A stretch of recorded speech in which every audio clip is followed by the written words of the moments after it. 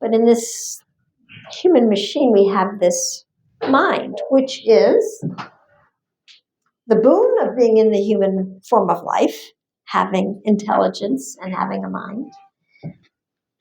And it also has sometimes some other repercussions, having a mind. Sometimes our mind gets carried away. So first of all, I want to acknowledge you all for being here, being souls in a human machine. That's challenging, right? Then, on top of that, now you've all made a declaration. I want to be a devotee.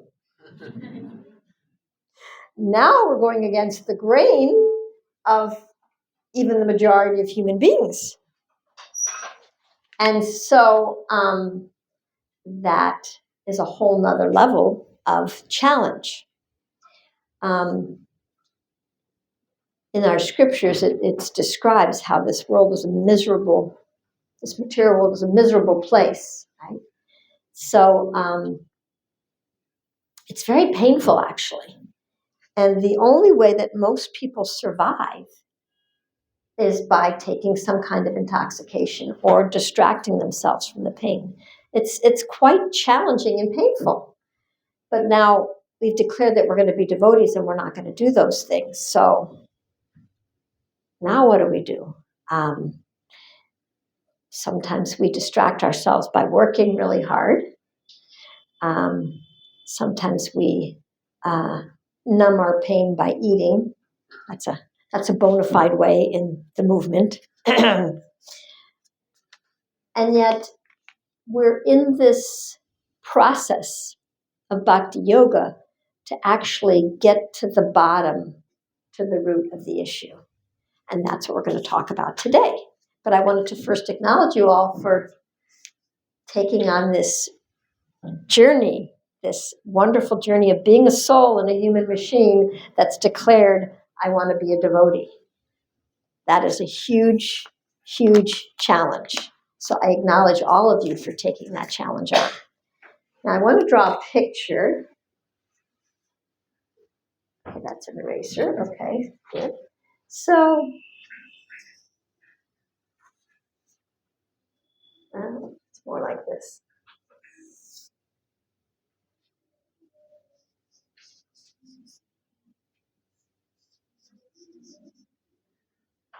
Does anybody know what this might represent?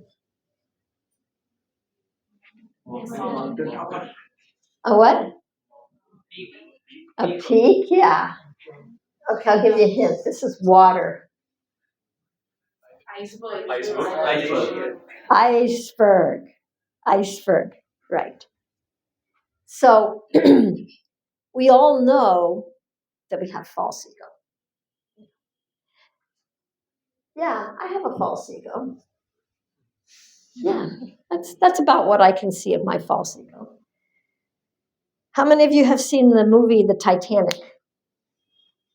If you don't want to raise your hand, it's okay. But anyway, in the movie The Titanic, this is the ship. The ship cannot sink, unsinkable, right? So solid. And they were kind of unconscious because it's such a solid ship. Nothing's going to happen here. This is our first voyage. Nothing's going to go wrong. So they were kind of like, proud, no problem. And they saw the iceberg.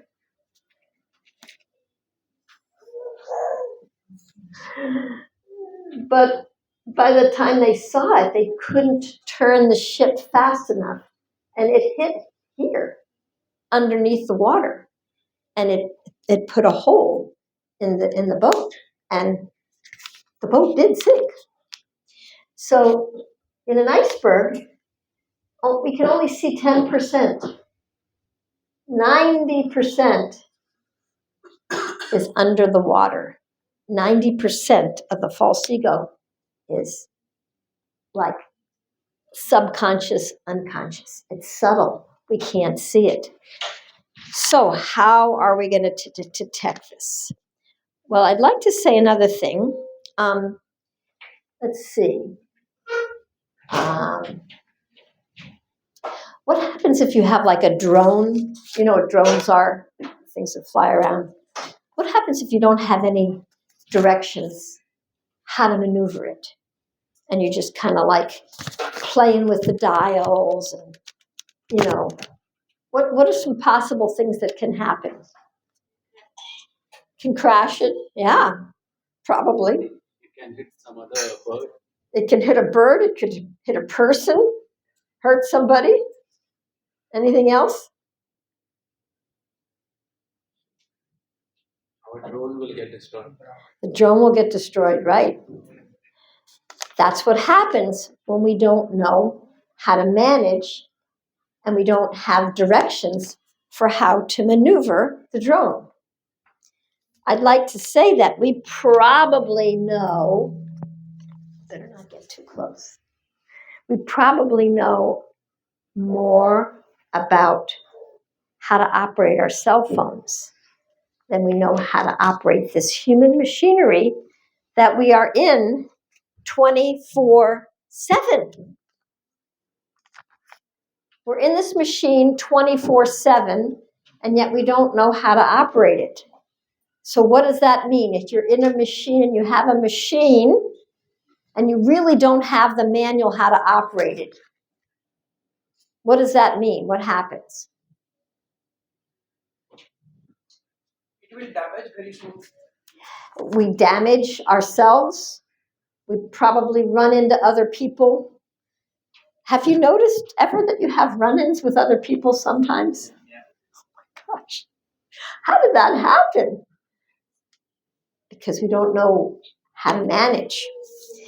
So I am wondering,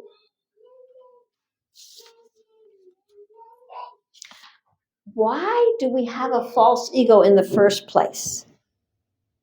Krishna, you could have done anything. Why did you give us a false ego? Come on. Make it easy on us. Why did you give us a false ego? Come on. Let's hear it. Tell me, why did Krishna give us a false ego? It will become easy.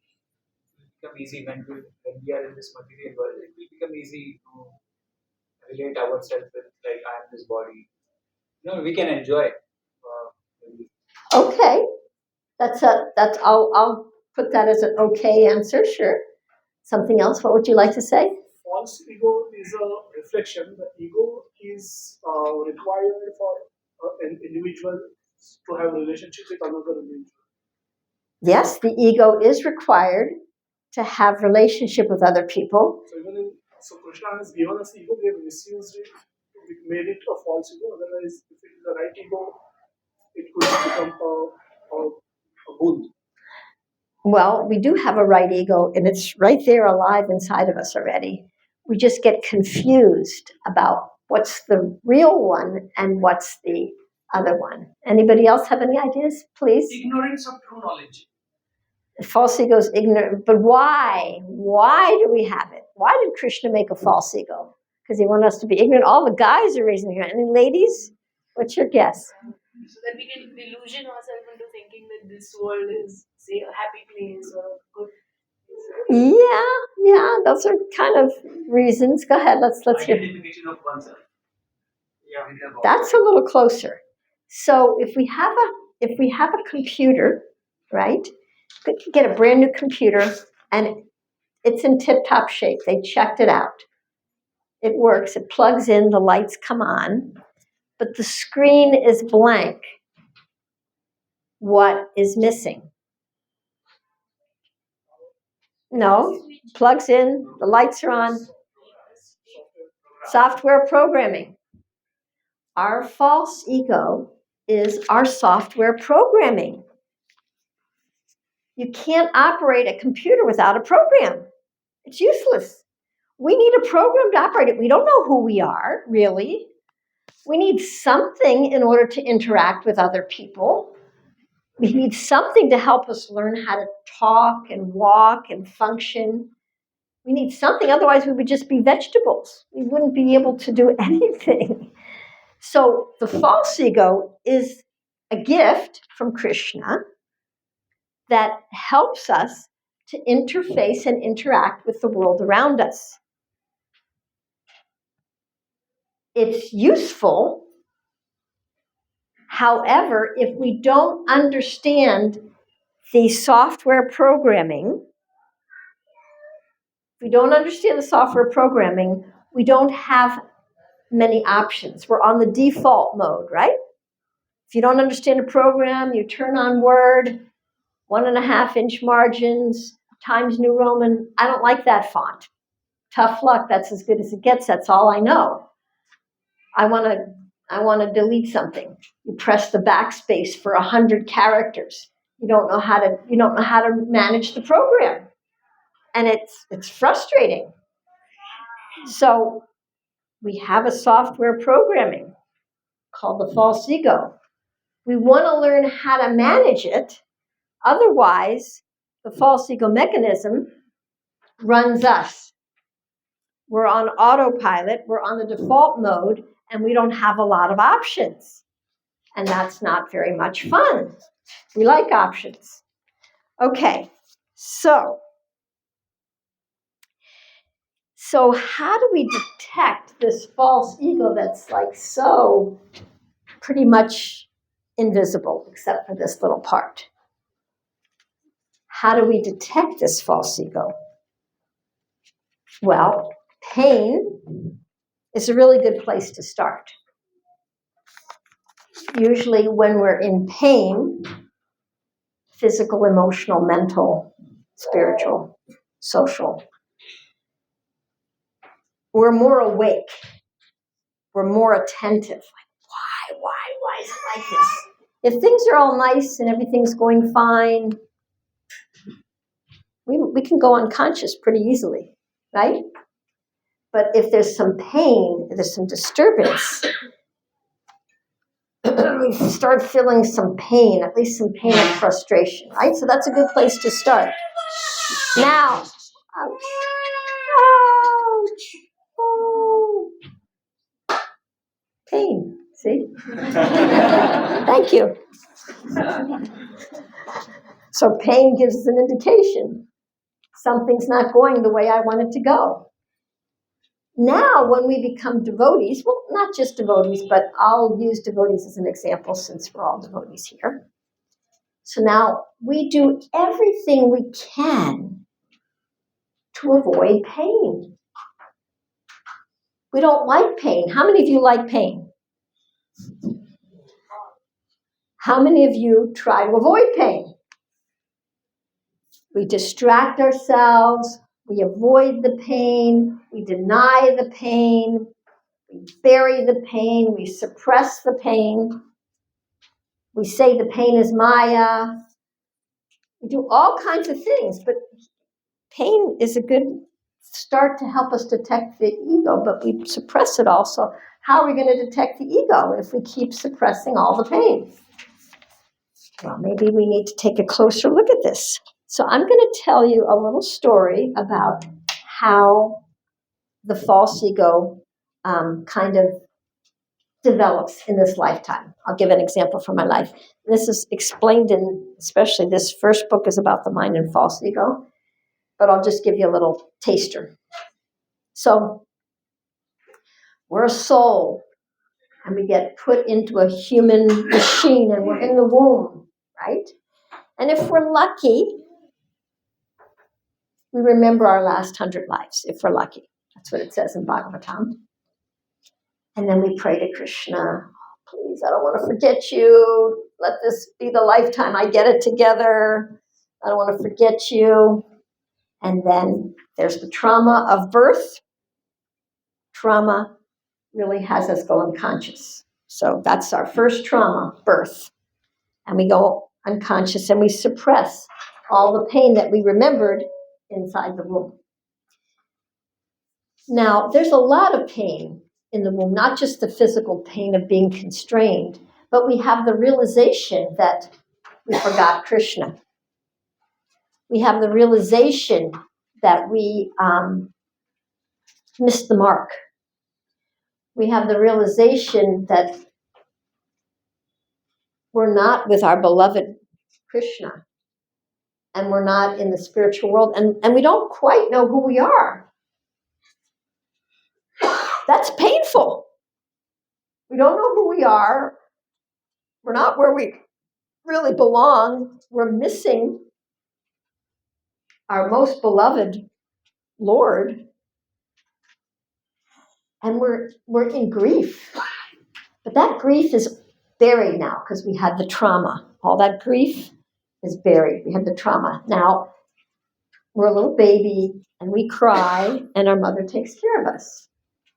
And things seem to go pretty easily. We just cry and we get what we need. That works pretty good. But then we start becoming more conscious of people around us. And we start seeing the difference between us and other people. And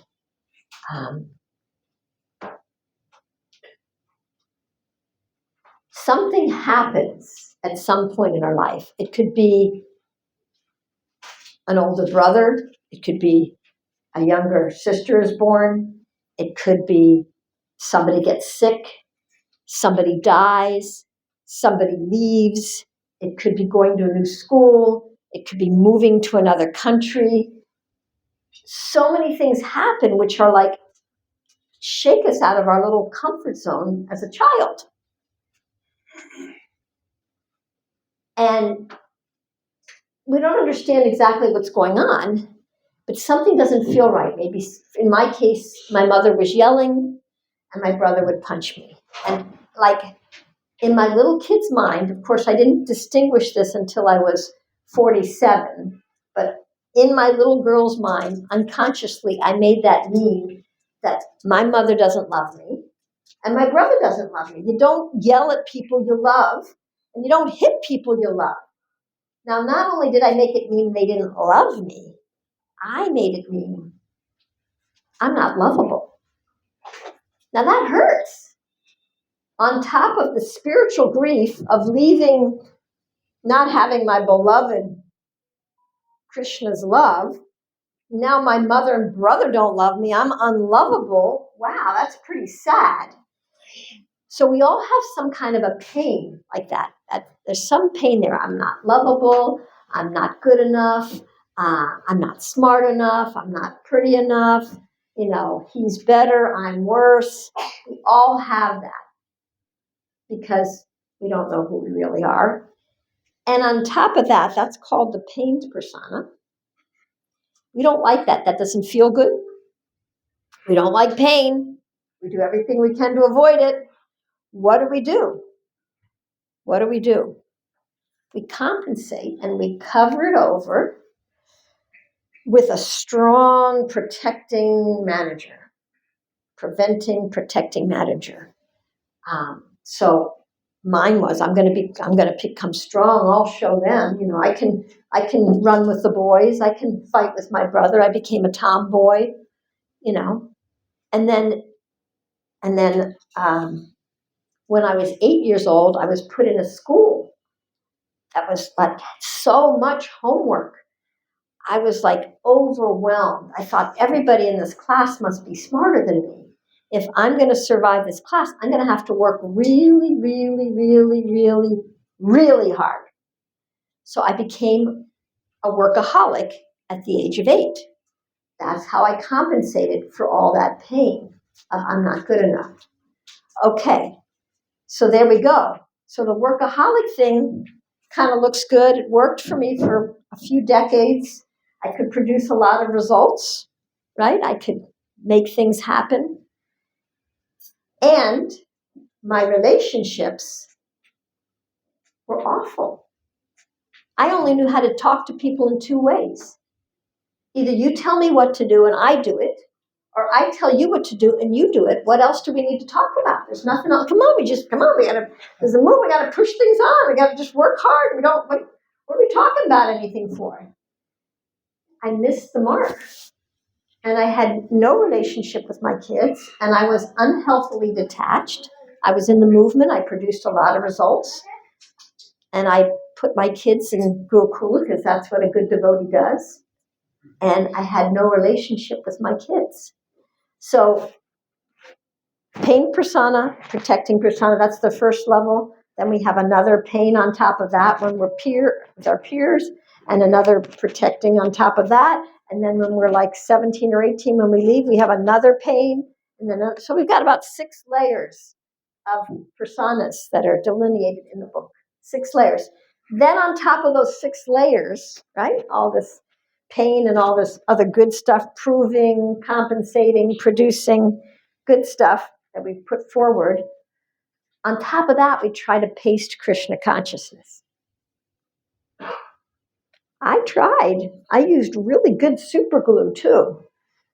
But after 27 years, it wasn't sticking. It was falling off, and then all of this mess came up in front of my eyes.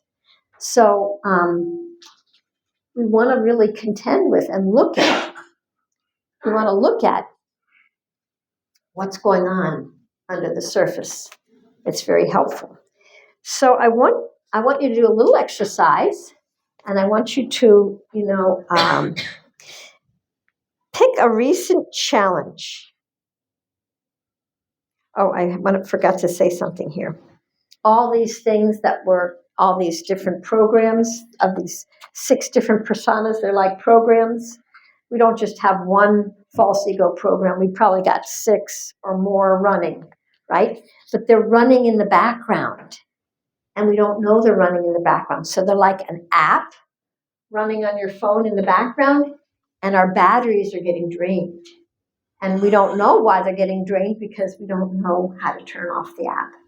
So I want to say that. So I want you to do a little exercise.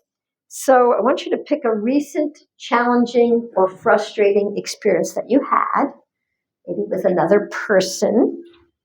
And I want you to, maybe you could use your phones for this exercise.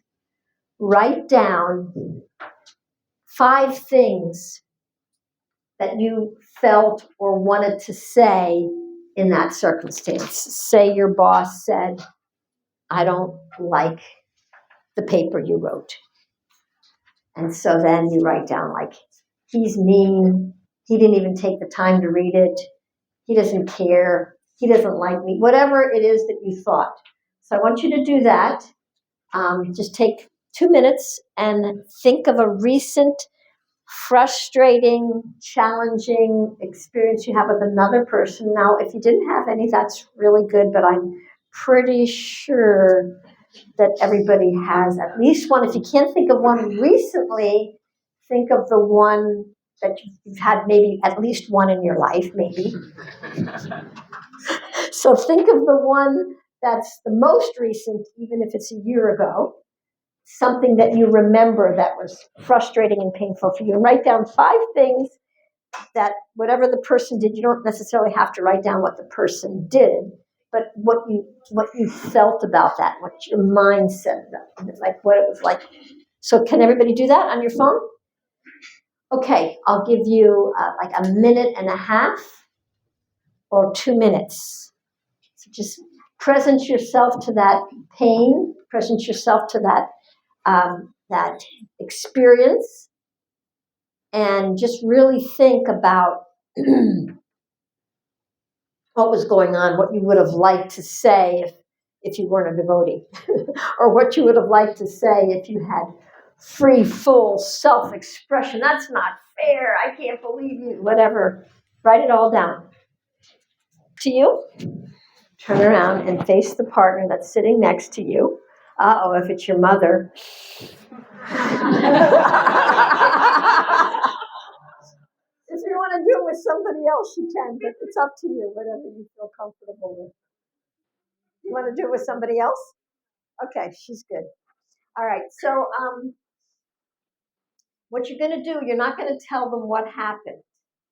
You're just going to read the list of the 5 things that you said, and you're just going to read that list off, and read it off with a little bit of emotion, like, I can't believe you did that, and, oh, what was you thinking, and whatever. Just read it off with some emotion. Don't just read it off like, I can't believe it.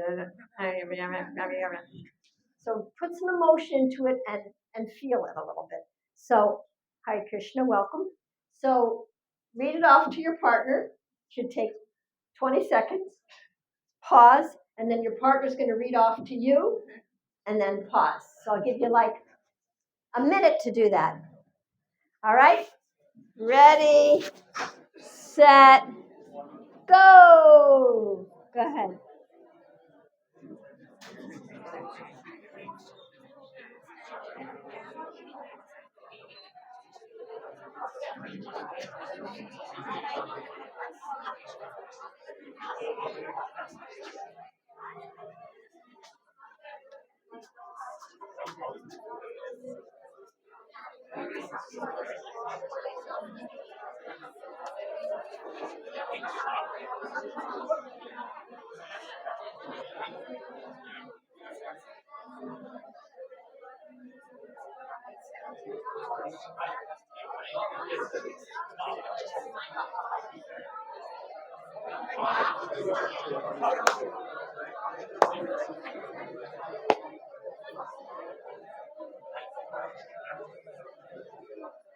All right, 10 more seconds. Get it all out.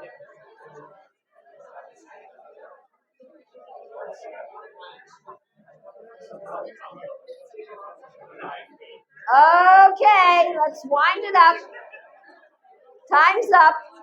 Boy, ooh, that was in there for a long time, huh? We really needed to express that. Okay, thank you. Great. I'm glad you all expressed it. Now, what we're going to do, you're going to read the same list to your same partner, but what you're going to say is, my mind is telling me that that wasn't fair. My mind is telling me that he's mean. My mind is so you put my mind is telling me before each thing. Do the same exercise. Say your 5 things with my mind is telling me in front of it, and then your partner says it back to you. Okay? Got another minute. Ready, set, go.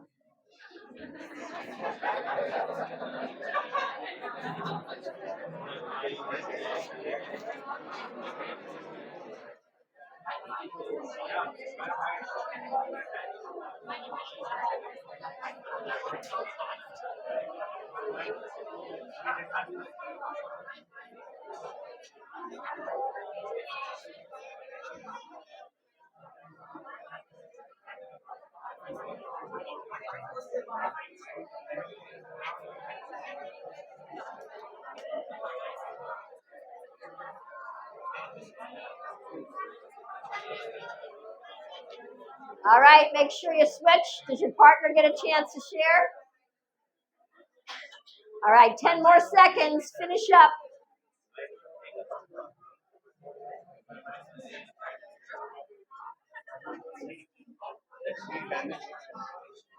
Okay, wrap it up.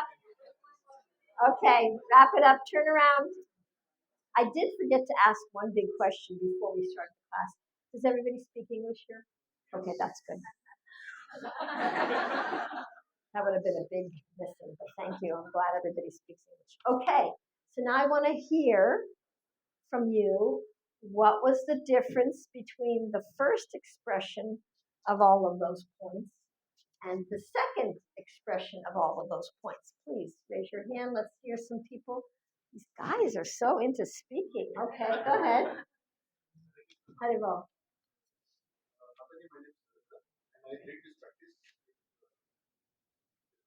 Okay. Now the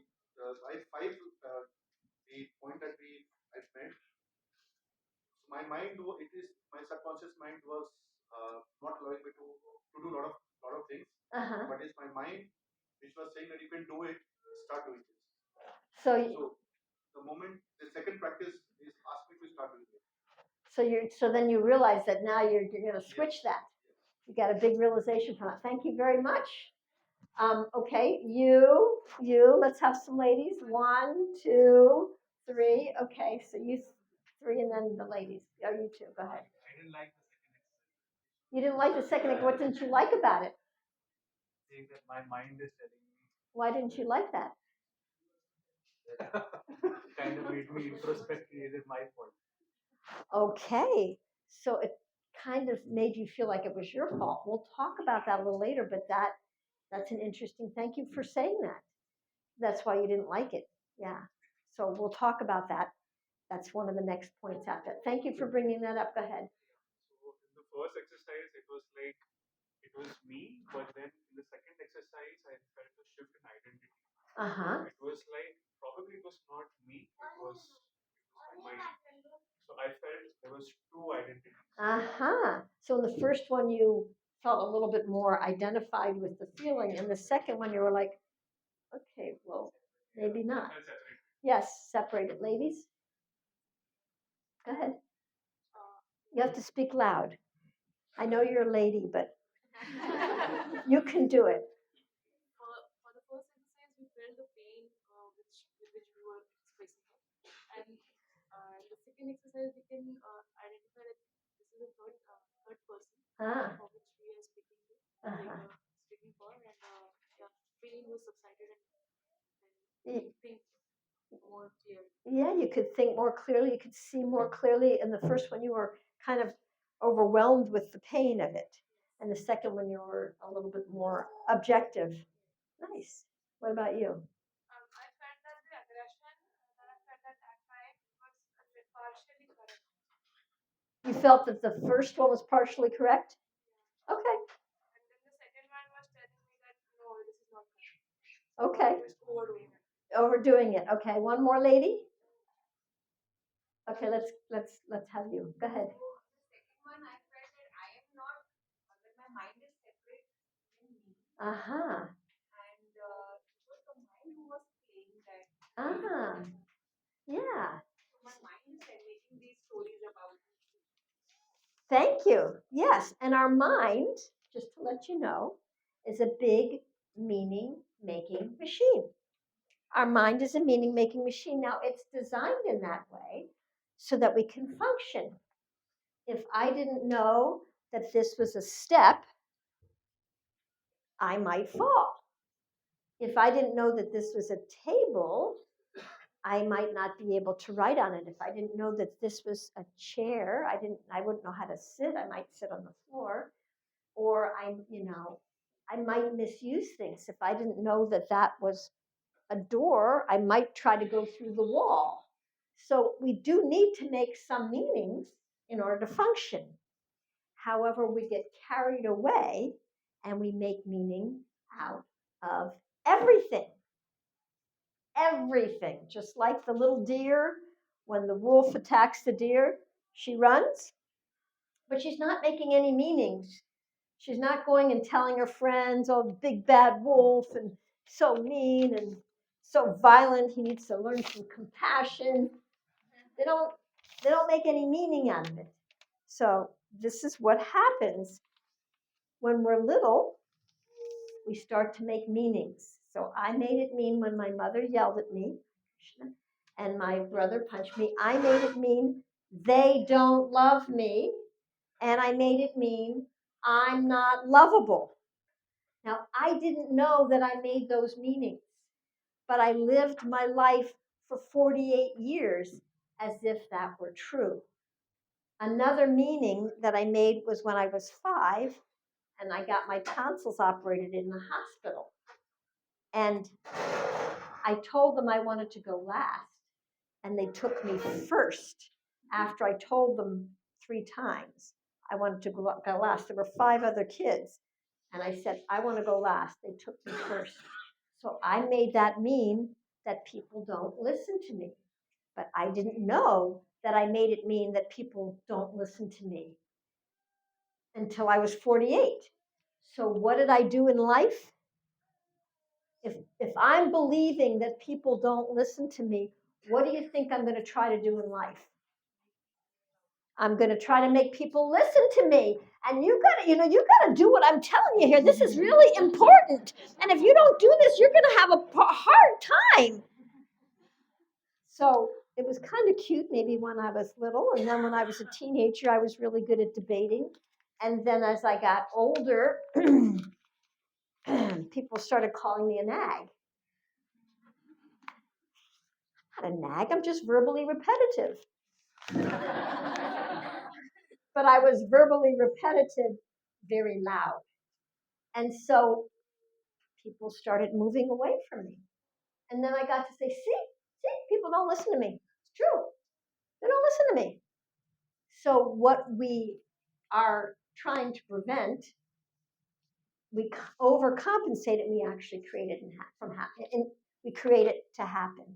So these meanings that we make, it's kind of good if we can figure out the meanings that we've made, so that we can stop making those meanings and have a different experience in life.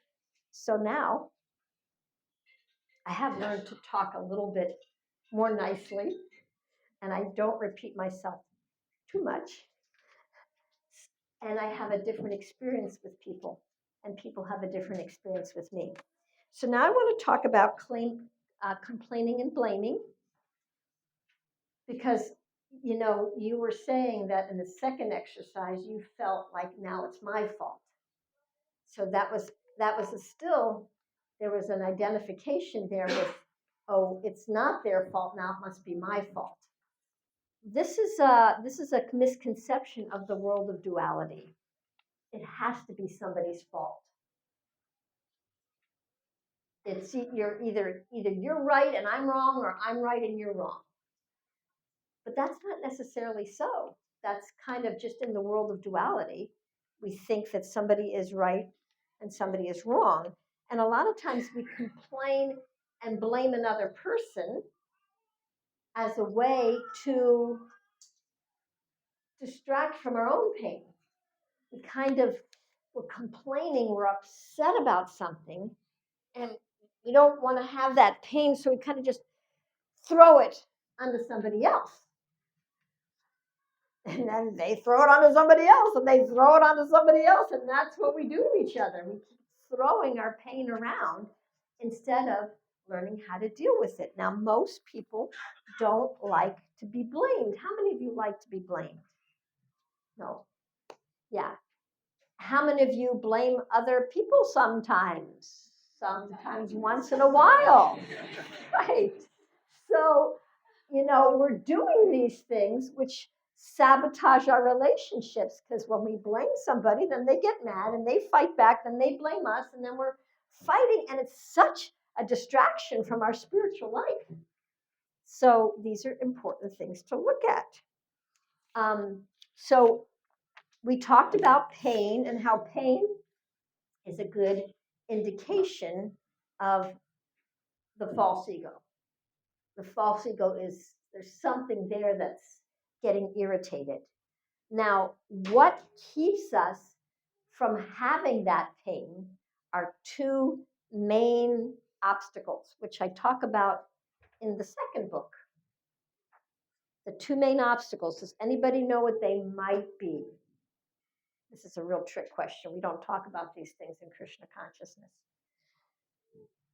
What's the first thing that Lord Brahma created when he created this material world?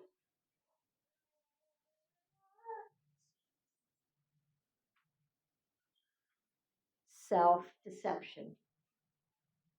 He had to create self-deception, otherwise we wouldn't be able to be in this world. Being in this world, knowing who we were and knowing who we really are, we couldn't be in this world. We would probably kill ourselves. So self-deception had to be there. We had to deceive ourselves that we are a part of Krishna and we are a soul in order to play in this material world. Self-deception.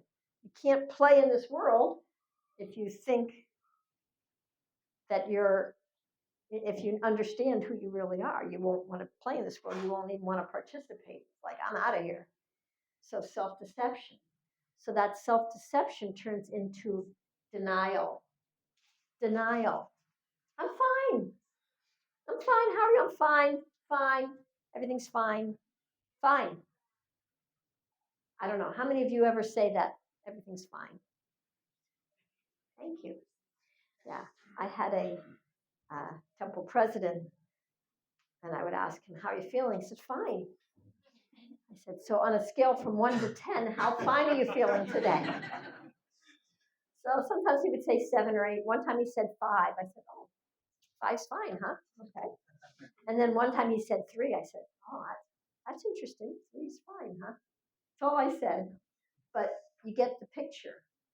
That's the denial. We're not really dealing with what's going on. We're not really dealing with the pain that we're experiencing. We're not expressing it. We're not naming it.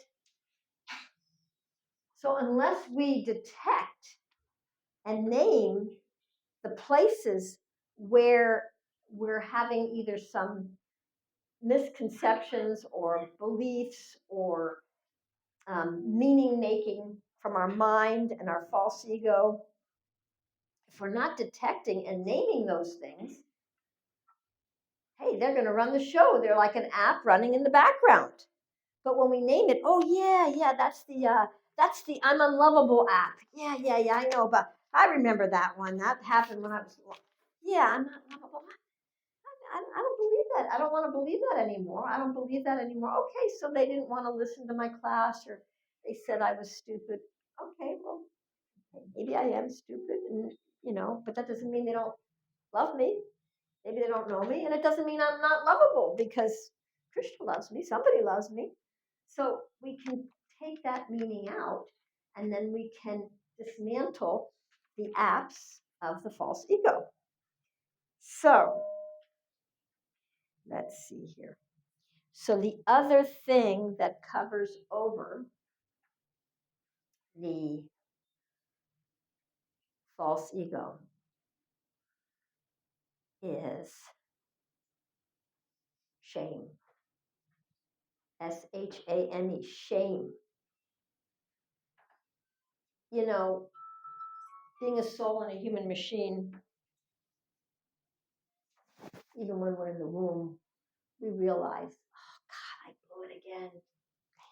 I'm in a body again. Oh, damn. Please, Krishna, I promise, don't let me forget you. I don't want to mess this one up again, please. Right? So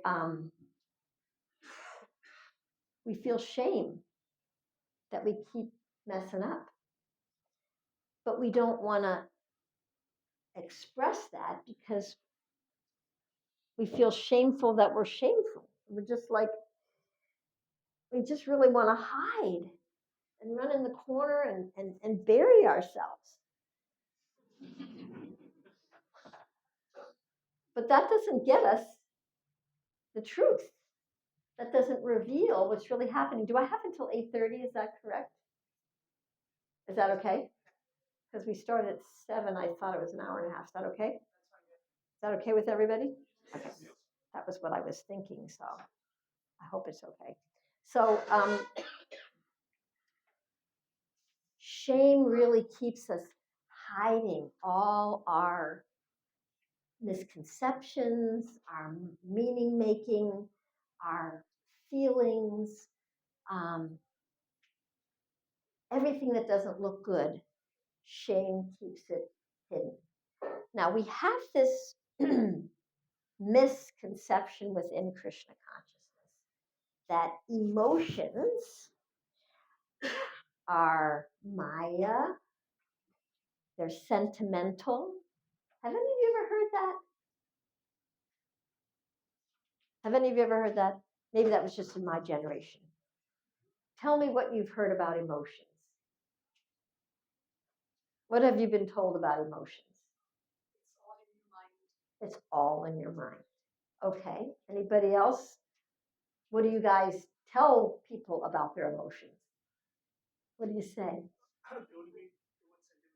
Don't be sentimental. See? Told you. I knew that one was in there somewhere. Anything else? Control your emotions. Is that what it is? Okay. Let me hear some more. Any more? What do you say? What do you say when someone's upset? You are emotional. You're an emotional fool. Interesting. I wonder how Radharani would feel about that.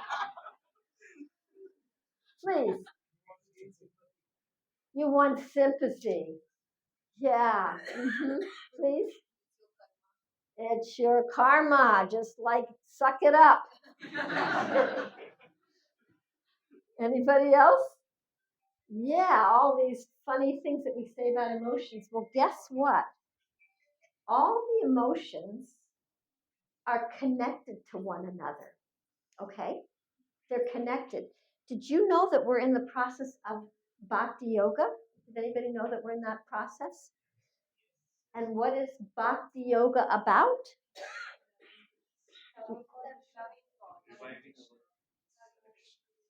Yeah, reviving our loving connection, love in connection, love and devotion, right? A little bit of that. So, we think certain emotions are negative or sentimental. And I'm not saying there's not such a thing as sentimental, but we're saying that like across the board about any emotions we don't like. Anger, bad, bad. Suppress that, push that down. Devotees aren't angry. Get rid of that one. No, I'm not angry. I'm fine. It's okay.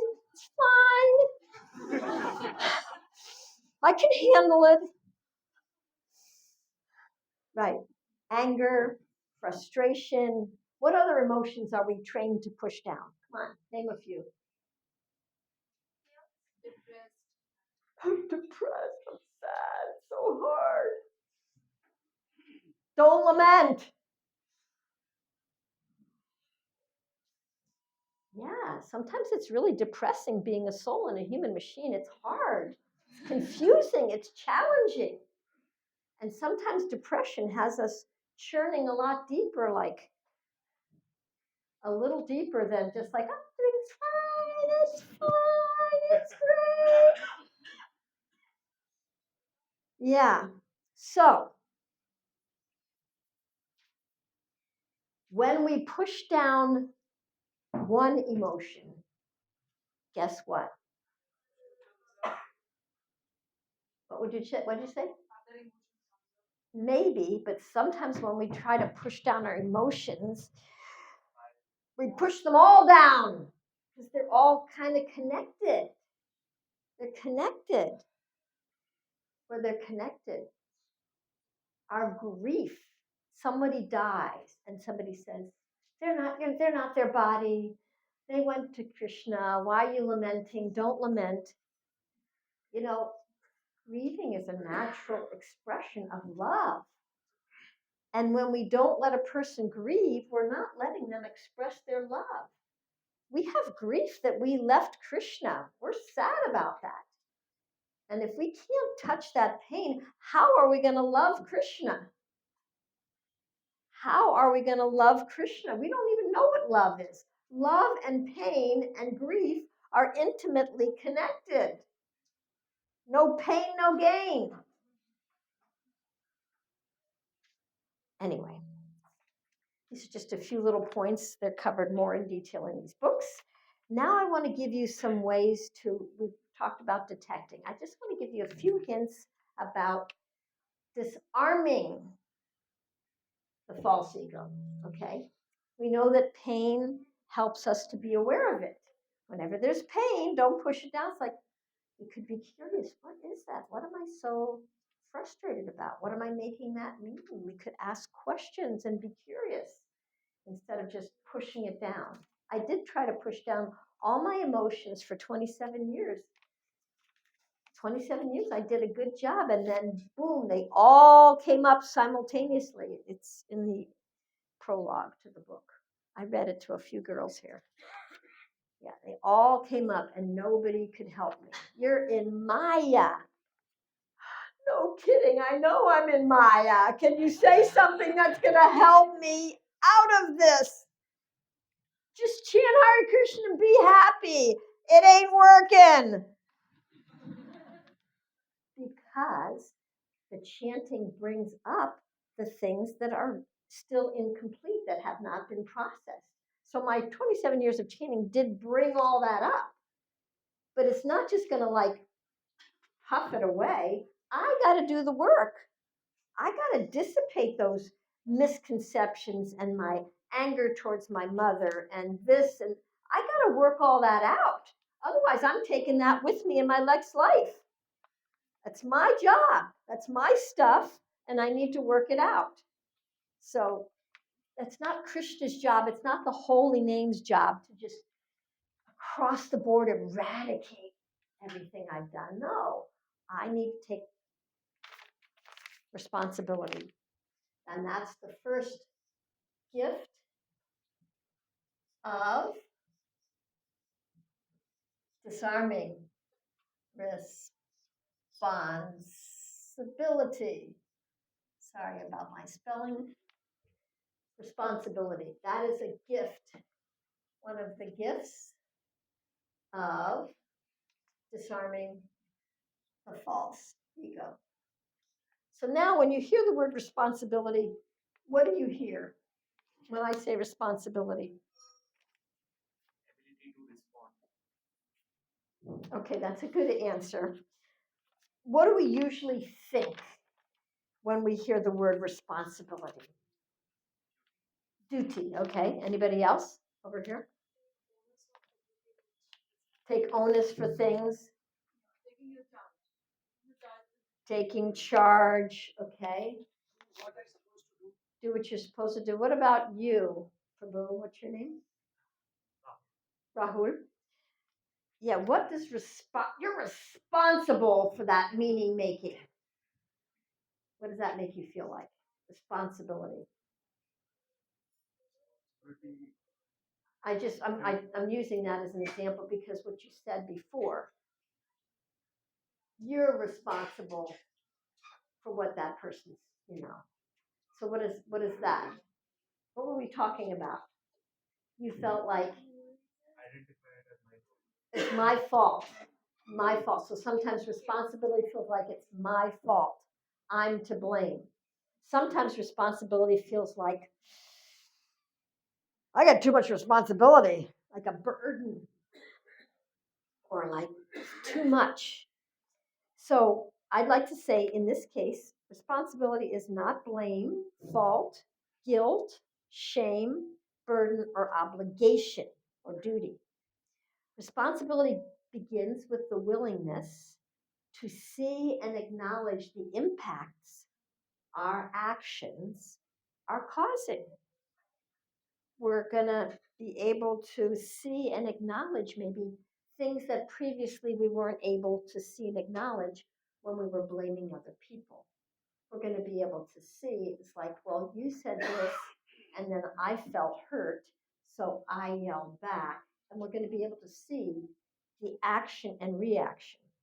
Responsibility cannot be imposed on another person. Responsibility is the gift we give ourselves, and it gives us choice. We can choose to be responsible. Like, okay, my boss just said he hated my paper. Why am I angry? What's going on there? What am I making that mean? Why am I so angry? I can take responsibility. I'm angry. I'm the one that's angry. All he said was, I don't like your paper. What did I make it mean? Okay, the second gift is the gift of, these are ways that we disarm the false ego. Empathy, okay? Empathy, compassion. Krishna's given us the inner guidance system. He's in our heart. Right? Super soul's in our heart. And he gives us early warning signals. To tell you the truth, every emotion is really giving us some warning. Just like when you drive your car, you might see an oil light come on, right? What does that mean? Yeah, we have to put the oil in. Do we kick the car and say, oh, God, so stupid machine, that red light is blinding me. Why is that there? When we get in the car and we sit down, we turn on the engine, sometimes we hear ding, ding, ding, ding, ding, ding, right? What an annoying noise. Oh my God, it's so awful. Where is that wire? We just break that wire. What's that warning signal? And why is there a warning signal to put the seatbelt on? For our safety. So our emotions are giving us some information for our safety. But we cut the wires. Stamp down that emotion. Get that down under there. Cut that wire. I'm fine. So empathy really is about being able to name our feelings, because our feelings tell us something about what we need. So my boss didn't like my paper. Well, I have a need for some acknowledgement. I spent 20 hours on that paper, and you didn't like it. You didn't tell me what you didn't like about it. What didn't you like about it? You didn't tell me what you wanted. You just said, write this paper. And now you're mad at me for what I wrote. So could you be a little more clear on what you want next time you ask me to write a paper? Because I spent 20 hours on that, and then you just threw it in the garbage can. That was a little frustrating for me. Could we express that? Maybe we do have a need for clarity. Next time he asks me to do a paper, I'm going to say, what do you expect? What do you want? That would be helpful, right? So empathy is the art of understanding what our feelings are trying to show us.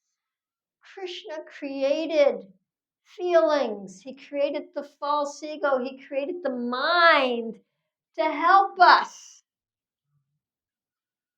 And we want to get a lobotomy, throw out everything our mind is saying, completely ignore our false ego and all of our emotions. He gave us all these things to help us. We just have to learn how to use them properly. Otherwise, we have no options. We're just on autopilot. You see this little bird here on this book? This is Krishna, and this is the Jiva soul. The bird is like a zombie. He's on autopilot. He's not relating with Krishna in his heart. He's just on the automated program with no option buttons. So empathy gives us the gift of acknowledging our feelings and our needs and understanding ourselves and understanding our ego system. The next gift is the gift of vulnerability.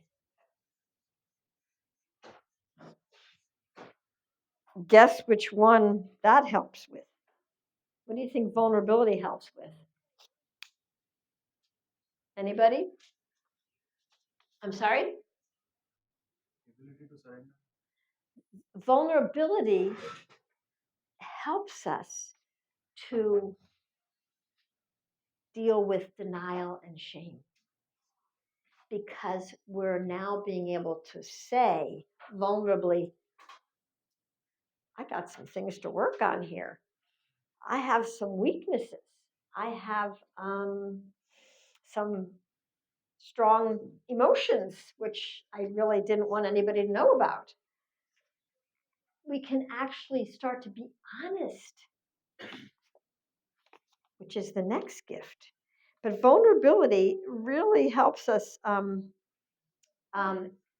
the false ego, because it really dissipates.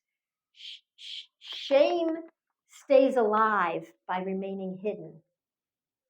And denial and shame just keep everything fine. So vulnerability is it's not so fine. Nope. I'm feeling I'm having some challenges here. And then being able to find somebody to talk with about that and really work through it. So vulnerability helps us to be honest, which is the next thing. Integrity. Okay. This is the last leg of Dharma. There's only one leg left in Kali Yuga. What's that leg? Truthfulness. How many little white lies do we tell every once in a while?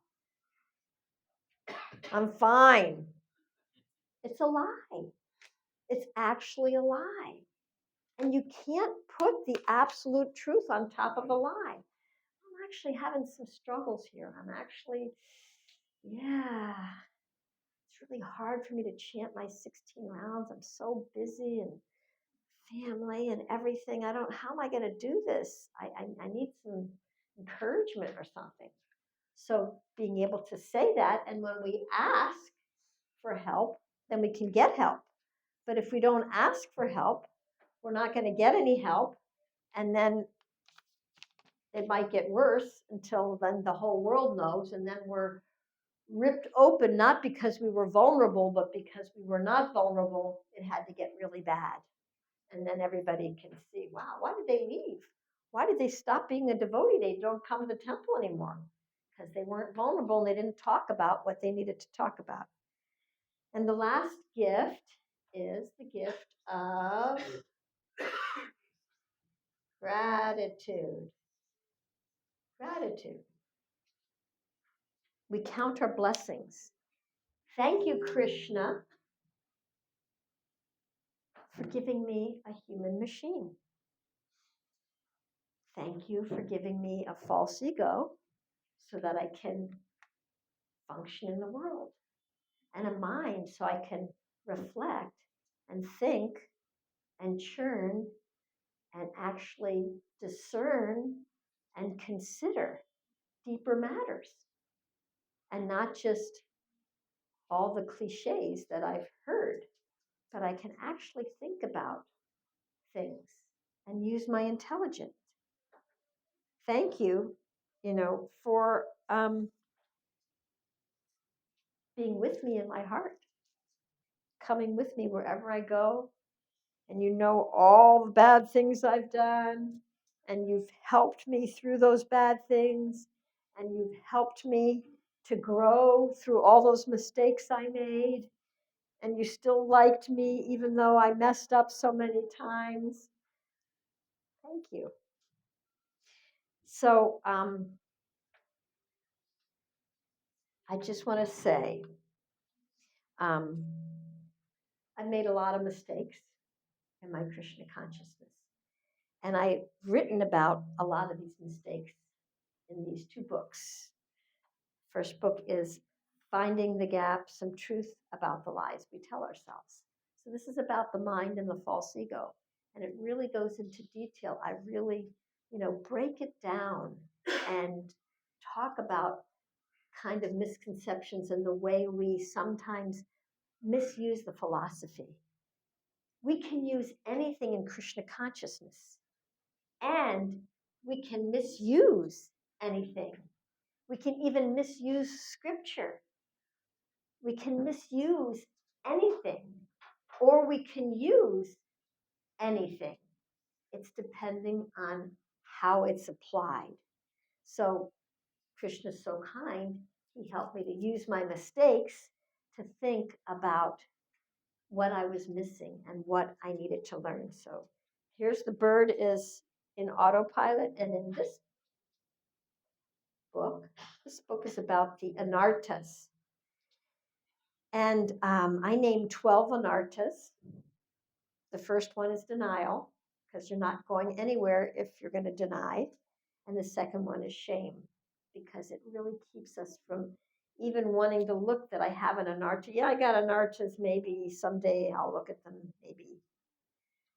But they're only this much because I'm not looking under the water about where the root of the anarta is coming from. And I also changed the words that I use for false ego.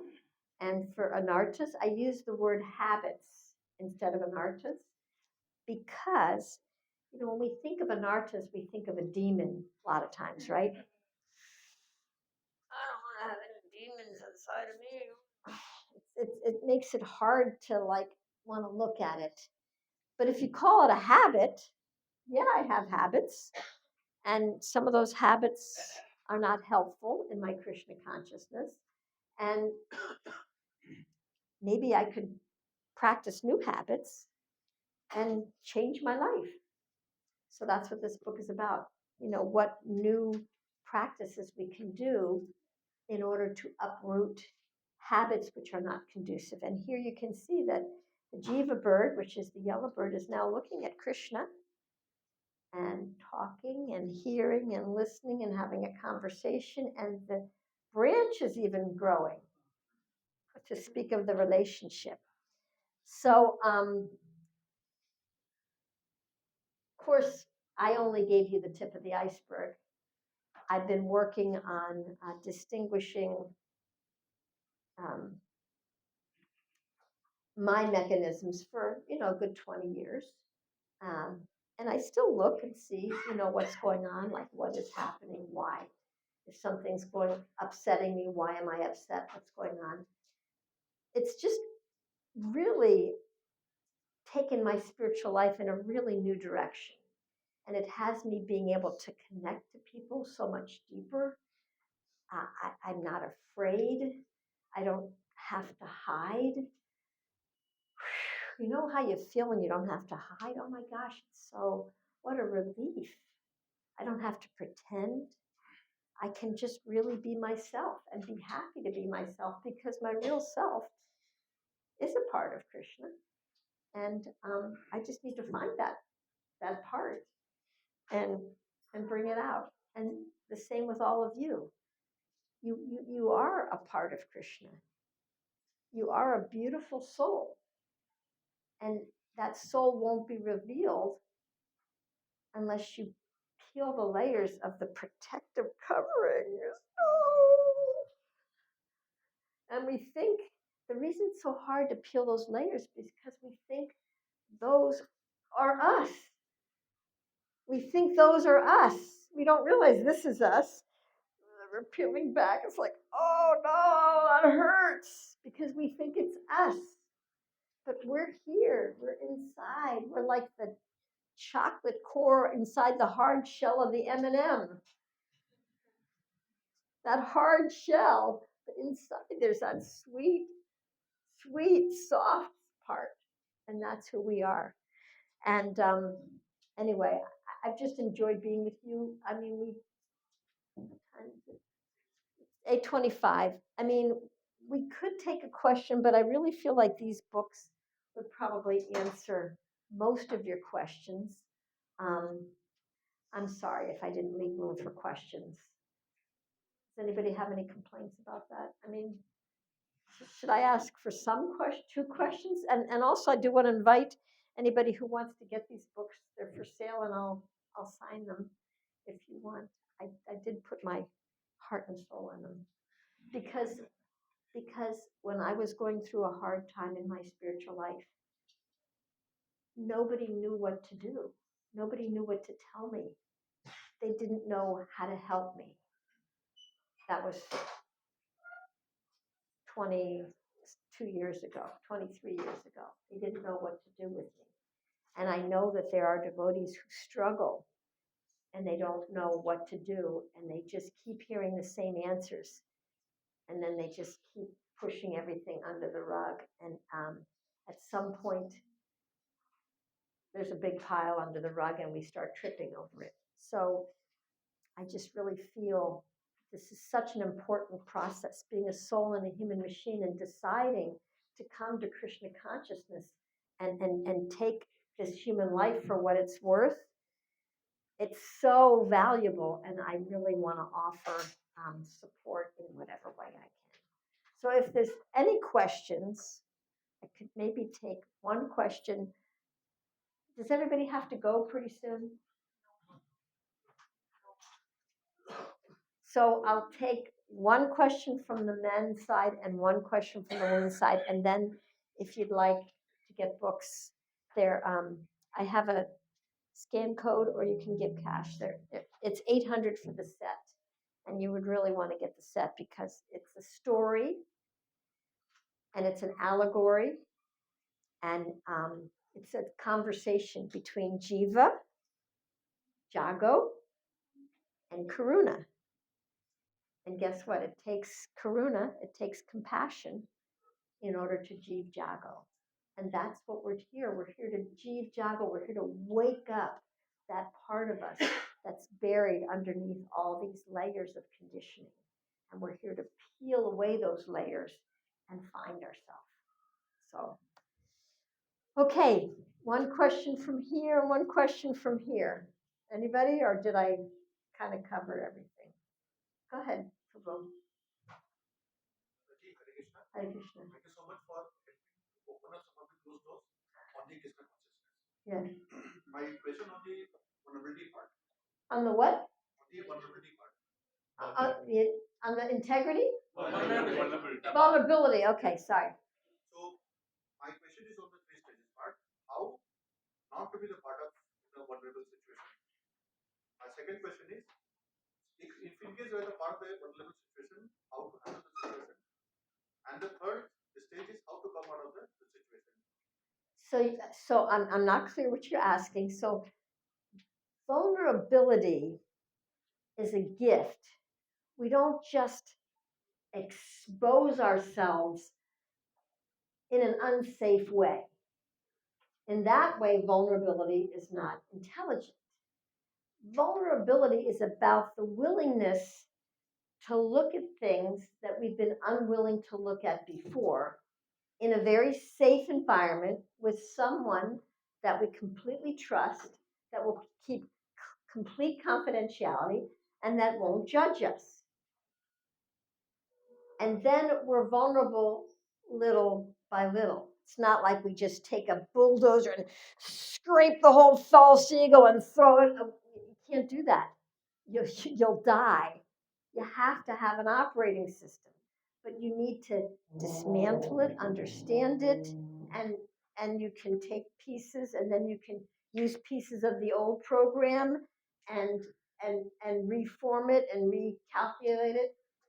So just like one of my programs is to be a workaholic, right? So I know that. It used to run me. I used to not be able to stop until I dropped at night. But now it doesn't run me.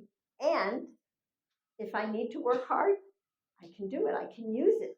So I use it rather than it using me. So vulnerability is meant to, little by little, peel back the layers of who we aren't to find out who we are. Does that clarify vulnerability? It's not that we're just like ripping off our skin and bleeding and making ourselves vulnerable like that. Vulnerability is just the willingness to find a confidential, confident that can be non-judgmental and hold our pain and help us to pull it apart. Okay? Thank you. Thank you. One question from over here. Go ahead. Hi, Krishna. Yes. My question is, sometimes in a relationship that's suffering, say with your parents, with your siblings, with your spouse, or whoever, you might go through these stages, but they might not be anywhere near there. Right. How do you maintain that growth within you? Well, that's always the challenge. However, in all my relationships, I did try to change a lot of people in my life. Too bad it doesn't work, man. That sure would be great if you could change somebody else, right? Just like do it like this, that'd be so nice. You can't change anybody else. However, every time I took a situation which was frustrating for me and looked at myself and I thought, okay, what's going on inside of me? And I dug deep and I found out, okay, why do I need this person's approval all the time? Why don't I have any self-worth? How can I take care of myself so I feel, able to say no when I need to say no? Oh my gosh, people aren't going to like me when I say no. Now what I do? And it really takes an integrity that you just keep holding true to your deepest values. I can't please everybody. It's impossible to please everybody, just like it's impossible to change anybody. However, I need to hold true to my own deepest values. So if somebody asks me to do something, I have to say no. I'm like, I hear that's an important project to you, and I'd like to help you. If I were Krishna, I would help you. Except that I've got so much on my plate right now. If I take on more, I'm not going to be able to honor the word I gave to these people, and I probably won't be able to do what you need to be done in the way you need it to be done. So it really would be, I would be cheating you if I said yes. If you say that kind of a no to a person, like, oh, okay. I mean, what can they say to that? Because you're being really deeply honest and respectful at the same time. So it just means we got to keep going deeper and deeper and deeper in how we express ourselves. Now, if we haven't expressed ourselves in a long time, usually the first expressions that come out are a bit explosive and they don't come across too well. So little by little, we learn how to talk again. I had to do that 20 years ago. I had to learn how to talk. I had to learn how to have conversations rather than demanding that people listen to me and just submitting to what anybody else told me. I had to learn how to have real conversations. I don't know that I'm going to be able to do that because that's not an integrity. We can't do that. And holding to that, despite maybe somebody else wanting us to break our values. If we can't be true to our deepest, deepest, deepest self, we're out of integrity, we're out of alignment. And if you've ever had your spine out of alignment, oh my God, the whole rest of the body is in pain, right? We need to be aligned with our truest self. Does that make sense? So thank you so much for your time, for your attention, for your questions, for your participation. I hope you had fun. I hope you enjoyed, what was presented here. And I'm deeply indebted that you all came. I wasn't expecting that people were going to even actually come. Usually I have no expectations and I'm pleasantly surprised. So it was really nice to see all of you and you really were really engaged. And anybody who wants to get copies, I'm up here. I only have 20 copies. So feel free to come up. Thank you so much. And I want to offer my respectful obeisance to all of you on this journey of spiritual life.